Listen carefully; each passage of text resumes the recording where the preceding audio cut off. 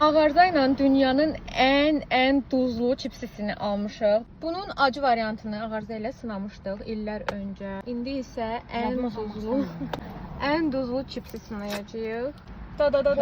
Перчатка da verirler. Sticker da verirler.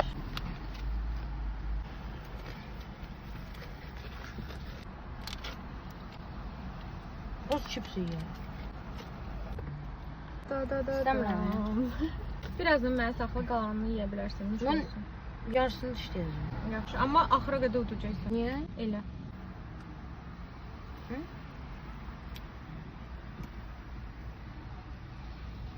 Düz.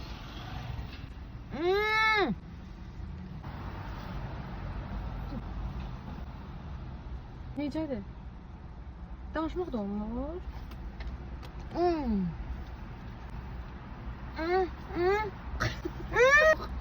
Pen oldu ya ağzım. Ağzım doldu. Köpüklə.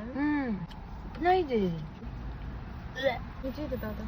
Necə olacaq? Duzlu. Çok. Çox duzlu. Ha, iyi tur. Şey, 23 marketdən.